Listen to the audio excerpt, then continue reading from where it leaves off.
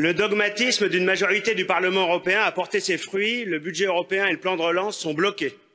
Vous avez voulu conditionner au respect du prétendu état de droit, eh bien vous avez le résultat.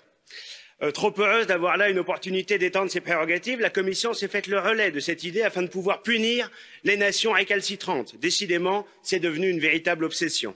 Bruxelles porte l'entière responsabilité de cette crise politique, mais voudrait évidemment rejeter la faute sur Varsovie et sur Budapest.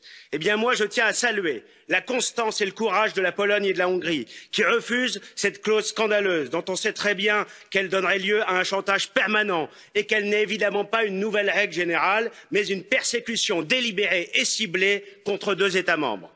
Que les choses soient claires, conditionner l'accès aux fonds auxquels ces pays ont droit aux diktats et aux lubies de Bruxelles, c'est purement et simplement inacceptable.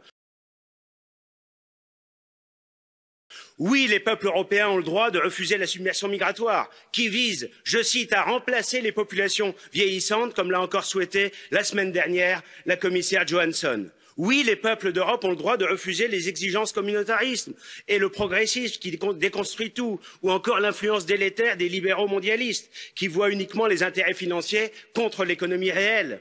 Oui, les peuples d'Europe ont le droit de refuser l'ingérence étrangère, celle de l'islam politique ou encore des réseaux de George Soros. Oui, les peuples d'Europe, à travers leurs gouvernements élus et souvent d'ailleurs réélus, ont le droit de se doter des institutions politiques et judiciaires qui leur semblent les meilleures pour préserver leurs intérêts. C'est cela que moi j'appelle l'état de droit. La Hongrie et la Pologne ont raison de défendre leur souveraineté, de faire respecter le droit des peuples non seulement à décider pour eux-mêmes, mais également à demeurer eux-mêmes.